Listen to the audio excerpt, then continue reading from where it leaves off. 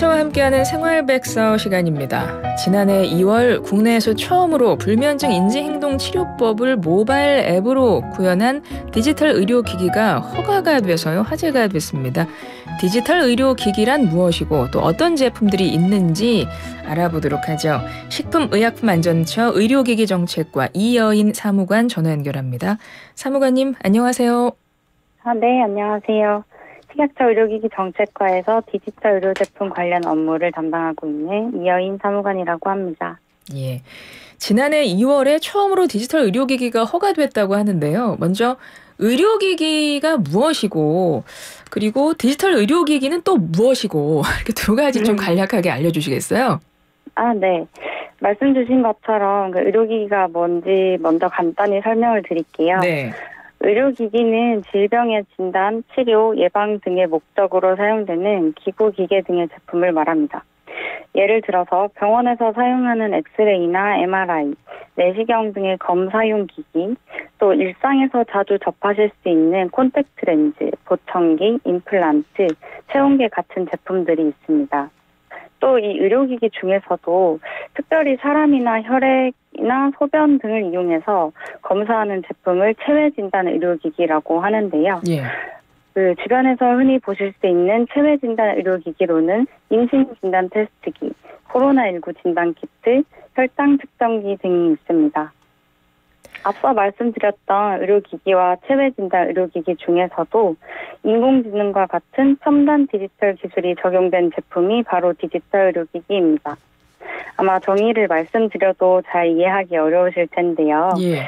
그 예를 한번 들어볼까요? 처음에 그 코너 시작하실 때 말씀 주셨던 것처럼 불면증을 치료하는 스마트폰 어플도 있고요. 또 인공지능이 뇌의 MRI 영상이나 흉부 엑스레이 이런 영상 등을 분석을 해서 의료인의 진단을 도와주는 소프트웨어도 디지털 의료기기 중에 하나로 볼 수 있습니다. 네, 의료기기는 우리가 주변에서 일상에서 많이 접할 수 있는 것들이 다 의료기기네요, 그죠? 엑스레이, 네. MRI, 내시경, 우리 콘택트 렌즈, 보청기, 임플란트, 체온계 다 의료기기고.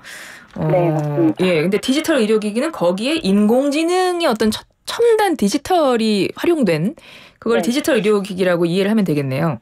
네, 맞습니다. 예.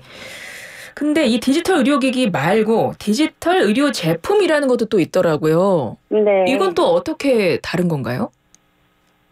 디지털 의료 제품은 그 디지털 의료기기보다 좀 더 넓은 개념이라고 생각하시면 될 것 같아요. 그 디지털 의료 제품에는 디지털 의료기기 말고도 디지털 의료 건강지원기기와 디지털 융합의약품이 포함되어 있습니다. 차례로 설명을 드릴게요. 네. 그 디지털 의료 건강지원기기라는 거는 디지털 의료기기는 아니지만 의료 지원이나 건강 관리를 목적으로 사용되는 디지털 기술이 적용된 기구, 기계 등의 제품을 말합니다. 예를 들어보면 건강정보 제공용 스마트폰 어플이 있겠네요. 디지털 융합의약품은 앞서 보았던 디지털 의료기기 또는 디지털 의료 건강지원기기와 의약품이 조합된 제품을 말합니다. 이것도 예를 들어보면 네. 그 센서가 내장된 알약을 복용을 할 경우에 어플리케이션을 통해서 의료진한테 복약 정보를 전송하게 돼서 의료진이 이 환자가 약을 먹었는지 안 먹었는지 그 복약 정보를 모니터링할 수 있게 하는 제품이 있겠습니다. 예. 뭐 다 표현이 어렵다 보니까 다 예를 들어주셔서 예, 이해하기가 편한데 디지털 의료 제품은 그러니까 의료기기는 아닌데 그죠?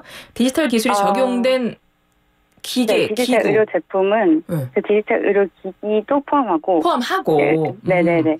의료기기 말고도 건강지원기기랑 융합의약품도 포함하는 개념입니다. 네네. 잘 이해가 됐고요. 이 디지털 의료 제품에 대해서 뭐 식약처가 그럼 뭐 안전관리라든가 뭐 이런 것들이 이제 많아졌으니까요. 이런 정책들을 좀 추진하고 계실 것 같아요. 그것도 설명 부탁드릴게요. 네, 우선 식약처가 하는 역할은 국민이 의료기기를 안전하게 사용하실 수 있도록 허가부터 품질, 유통관리까지 전 주기적으로 관리하고 있습니다. 그런데 이제 전통적인 의료기기가 하드웨어 중심인 것과는 다르게 디지털 의료 제품은 소프트웨어 중심이기 때문에 그 기존의 규제 체계를 그대로 적용하기에는 한계가 좀 있습니다.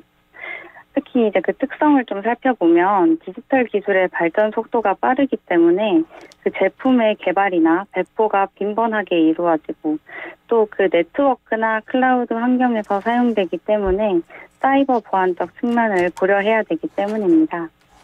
그래서 이제 식약처는 디지털 의료 제품에 대해서는 디지털 의료 제품법을 올해 1월 별도로 제정을 해서 디지털 제품의 특성에 맞춘 안전관리 체계를 구축한 바 있습니다. 또 식약처는 내년부터 시행될 이 디지털 의료제품법에 따른 구체적인 관리 체계를 구축할 수 있도록 총리령 등의 하위 법령을 마련해 나갈 예정입니다. 네. 혹시 하위 법령이 어떻게 마련될지 궁금하신 청취자분들이 있으실 것 같은데요. 그러시면은 추후 저희 식약처 홈페이지에 입법 행정예고 메뉴에서 확인하실 수 있으니 참고하시기 바랍니다. 알겠습니다. 사무관님, 저희 한 30초 정도 남았는데요. 이제 사람들이 네네. 디지털 제품, 의료기기 일상에서 많이 접할 거거든요. 청취자분들 좀 유의해야 할 사항이나 뭐 짚어주실 만한 거 끝으로 한 말씀 부탁드려요.